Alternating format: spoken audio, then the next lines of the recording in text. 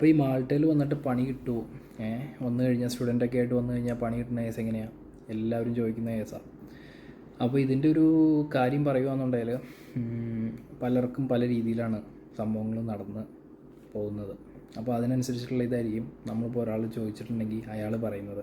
പിന്നെ ഭൂരിഭാഗം വരുന്ന ആൾക്കാരും വളരെ നന്നായിട്ടേ സംസാരിക്കത്തുള്ളൂ എന്നതാണ് ഒരു റിയാലിറ്റി. അതിൻ്റേതായ കാരണങ്ങളും ഉണ്ട് കേട്ടോ, പറഞ്ഞിട്ട് കാര്യമില്ല. അതൊക്കെ ഒരു സൈഡ്. അപ്പോൾ നമ്മുടെ കാര്യം പറയുകയാണെന്നുണ്ടെങ്കിൽ നമ്മളുള്ളത് പറയുന്ന ആളല്ലേ, നമുക്കൊരു അടിപൊളി പണി കിട്ടി. ആ പണി ഉണ്ടായിരുന്നെങ്കിൽ സൂപ്പറായിരുന്നു. ആ പണി കിട്ടിയതെന്ന് വെച്ചിട്ടുണ്ടെങ്കിൽ എന്തോ ഭാഗ്യം കൊണ്ടൊക്കെ ആ കാർഡ് നമ്മുടെ ഇവിടെ വന്നിട്ടുള്ള നമ്മുടെ കാർഡ് കിട്ടിക്കഴിഞ്ഞ് സ്പോട്ടിൽ നമുക്ക് കിട്ടുമായിരുന്നു. ഇൻസ്റ്റാഗ്രാമിൻ്റെ ഒരു സ്വഭാവം അറിയാമല്ലോ. ഇൻസ്റ്റ എന്നല്ല, ഏത് പ്ലാറ്റ്ഫോമാണെന്നുണ്ടെങ്കിലും ഇപ്പോൾ നമ്മൾ ഏതെങ്കിലും ഒരു ടോപ്പിക്കിനെ കുറിച്ച് ഇങ്ങനെ ഡിസ്കസ് ചെയ്യുന്നത് നമ്മുടെ ഫോണങ്ങ് കേട്ട് കഴിഞ്ഞാൽ മതി. ഇപ്പോൾ ജിമ്മിൽ പോണ കേസ് പറയുകയാണെന്നുണ്ടെങ്കിൽ ഇൻസ്റ്റ എന്ത് ചെയ്യും, നമുക്ക് ഈ ജിമ്മിൻ്റെ ഡയറ്റിൻ്റെ കേസ്, പിന്നെ എന്നാ വർക്കൗട്ട് എങ്ങനെ ചെയ്യണം, അതിൻ്റെ വീഡിയോസൊക്കെ ആയിരിക്കും കൂടുതൽ വരുന്നത്. അതേപോലെ തന്നെ നമ്മൾ ഈ ജോലിയുടെ കേസുകൾ ഈ കാർഡ് കിട്ടുന്ന ടൈമൊക്കെ ആയപ്പോഴത്തേനും കുറച്ച് കൂടുതൽ ഡിസ്കസ് ചെയ്യുന്നതിൻ്റെ ഇതായിട്ട് ഇൻസ്റ്റയിൽ ഇങ്ങനെ നല്ലോണം എനിക്ക് വരാൻ തുടങ്ങി. ഇവിടെയുള്ള ചെറിയ ചെറിയ പരിപാടികളുടെ പരസ്യങ്ങളും അതേപോലെ ജോബ് വേക്കൻസീനെ കുറിച്ചുമൊക്കെ സ്റ്റോറിയും റീലും ഒക്കെ ആയിട്ട്. അപ്പോൾ നമ്മൾ അങ്ങനെ കോൺടാക്റ്റ് ചെയ്തതാണ് ഒരു പാർട്ടീനെ.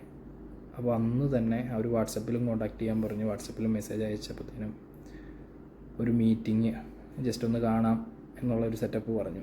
പിന്നെ ആ ടൈമിൽ തന്നെ നമ്മൾ പോയി കണ്ടു കഴിഞ്ഞപ്പോഴത്തേനും ട്രയൽ തന്നു. ട്രയൽ ഒരു ദിവസം തന്ന്, നല്ല തിരക്കുള്ള ഒരു ദിവസം, അത്യാവശ്യം നല്ല പണിയുണ്ടായിരുന്നു. ഒരു 9 മണിക്കൂർ 10 മണിക്കൂർ പണി. നമ്മുടെ പണി ഇഷ്ടപ്പെട്ടു, നമ്മളവിടെ അങ്ങെടുത്തു. പിന്നെ എന്നാ പണിയെന്ന് പറയുകയാണെന്നുണ്ടെങ്കിൽ ഒരു ബേക്കറി ആയിരുന്നു ഞാൻ പോയത്. നല്ല അടിപൊളി കൊളീഗ്സും നല്ലൊരു കിടിലം മുതലാളിയൊക്കെ ആയിരുന്നു കേട്ടോ. അപ്പോൾ ബേക്കറി എന്ന് പറയുമ്പോഴത്തേനും നമ്മളൊരു എന്താ പറയുക, അത്യാവശ്യം എല്ലാ സാധനങ്ങളും ഉണ്ട് ഉണ്ടാക്കണം. ഇവിടെ കുറേ ഐറ്റംസ് ഉണ്ട്, അത് നമ്മൾ ഉണ്ടാക്കാൻ ഹെൽപ്പ് ചെയ്യണം. പിന്നെ കിച്ചൺ ക്ലീനിങ് നമ്മുടെ മെയിൻ പണി. ഹെൽപ്പിംഗ് പ്രിപ്പറേഷനും കിച്ചൺ ക്ലീനിങ്ങും. കിച്ചൺ ക്ലീനിങ് എന്ന് പറയുമ്പോഴത്തേനും ഡിഷ് വാഷിങ് എപ്പോഴും അവിടെ നമുക്ക് പാത്രങ്ങൾ കാര്യങ്ങൾ വന്നുകൊണ്ടിരിക്കും. അത് നമ്മൾ നല്ല സെറ്റാക്കി കൊടുക്കണം. അതുകൂടാതെ നമ്മൾ ഫ്രണ്ടിലത്തെ ഗ്ലാസ് മുതൽ നമ്മുടെ ടോയ്ലറ്റ് വരെ, ഫ്ലോറ്, ഗ്ലാസ്, ഡോറ്, പിന്നെ ബാക്കി കിച്ചൺ ടോപ്പ് ഏരിയകളെല്ലാം, ഓവൻ, കീവൻ, എല്ലാ സാധനവും നല്ല അടിപൊളിയാക്കി നമ്മൾ ഇട്ട് കൊടുക്കണം.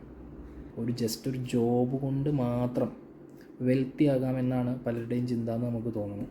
അതുകൊണ്ടായിരിക്കാം മിക്കവരും സാറ്റിസ്ഫൈഡ് അല്ലാത്തത്.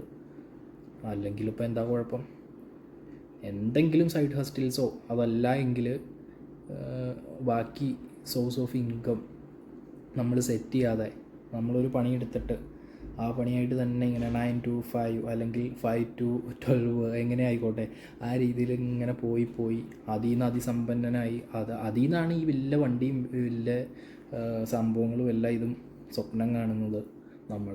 അതാണ് നമ്മുടെ വിഷയം. നിയമപരമായിട്ടുള്ള കാര്യങ്ങളിലുള്ള ആ ഒരു റിസ്ക്, പിന്നെ നമുക്ക് ചിലപ്പോൾ പണി കിട്ടാതെ ഇരിക്കാം, പണി തിരക്കി ആ ഒരു പണിയിൽ നിന്ന് നമ്മൾ ഇറങ്ങിയ പിന്നെ നമ്മൾ ഒരുപാട് കാര്യങ്ങൾ നോക്കിയെങ്കിലും നമുക്കൊന്നും ഒന്നും ഒക്കണില്ല. മെയിനായിട്ടുള്ള വിഷയം എന്താണെന്ന് വെച്ചിട്ടുണ്ടെങ്കിൽ പാർട്ട് ടൈമായിട്ട് നമുക്ക് തരാനുള്ള ബുദ്ധിമുട്ടാണ്. പിന്നെ അതുപോലെ വേറൊരു കേസ് പറയാം. മറ്റേ സ്ഥലത്ത് നമ്മൾ പാർട്ട് ടൈമായിട്ടല്ലായിരുന്നു കയറിയത്. അങ്ങനെ നമുക്ക് മിക്ക സ്ഥലത്തും തന്നെ നമ്മുടെ കമ്പനിക്കാരൊക്കെ കയറിയിട്ടുള്ള സ്ഥലമൊക്കെ ആണെന്നുണ്ടെങ്കിലും സ്റ്റുഡൻസ് ആണെന്നുണ്ടെങ്കിലും അങ്ങനെ ആ ഒരു സെറ്റപ്പിലാണ് വർക്ക് ചെയ്ത് പോകുന്നത്. സാധാരണ ഒരാളവിടെ വർക്ക് ചെയ്യുന്ന ടൈം അവർക്ക് കിട്ടുന്നുണ്ട്. കാരണം ഈ നമ്മളെങ്ങനെ എത്ര ടൈം വർക്ക് ചെയ്യുന്നു എന്നുള്ളൊരു സെറ്റപ്പ് ഉത്തരവാദിത്തപ്പെട്ടവർക്ക് നോക്കാനായിട്ട് പറ്റത്തില്ല. അപ്പോൾ അതാണ് അതിനകത്തെ ഒക്കെ ഒരു കാര്യങ്ങൾ. നമുക്ക് പണി ചിലപ്പോൾ പെട്ടെന്ന് കിട്ടാം, ചിലപ്പോൾ പയ്യെ കിട്ടും, ചിലപ്പോൾ നമുക്ക് കിട്ടാതെ മൂഞ്ചിരിക്കും. അപ്പോൾ എന്തവസ്ഥ വേണമെങ്കിലും നമുക്ക് വരാം കയറി വരുന്ന ഒരാളെ സംബന്ധിച്ചിടത്തോളം. അതുകൊണ്ടാണ് എല്ലാവരും പറയുന്നത്, നമ്മൾ ഒരുപാട് പൈസ ലോൺ എടുത്തും ഒരുപാട് കഷ്ടപ്പെട്ടുമൊക്കെ ഇങ്ങനെ കയറി വരുന്നതിൽ ഈ റിസ്കിനെ പറ്റി ആൾക്കാർ പറയുന്നത്. അല്ലാതെ ചുമ്മാ കാടടച്ച് എന്താ പറയുക, ചുമ്മാ അങ്ങ് നെഗറ്റീവ് പറയണതുമല്ല. പിന്നെ പൊതുവെ എല്ലാവരുടെയും ഒരു രീതി അങ്ങനെ പറയത്തുള്ളൂ. അതാണ് അതിൻ്റെ ഒരു സെറ്റപ്പ്. ഇപ്പോൾ നാട്ടിൽ നമ്മൾ നോക്കുകയെന്നുണ്ടെങ്കിൽ എന്തെങ്കിലും ഒരു പരിപാടി ചെയ്ത് അടിപൊളിയായിട്ട് പോകുന്ന ഒരുത്തൻ്റെ അടുത്ത് നമ്മൾ ചോദിക്കുകയാണെന്നുണ്ടെങ്കിൽ ഇപ്പം അവൻ പറയും കച്ചവടമൊന്നുമില്ല, അങ്ങനെ എങ്ങനെയാണെന്ന് പറയും. പക്ഷേ പുള്ളി അതിൽ നിന്ന് നല്ലൊരു പൈസ ഉണ്ടാക്കിയിട്ടുണ്ടാവും, അതുപോലെ നല്ല അടിപൊളിയായിട്ട് പോകുന്നുണ്ടാവും.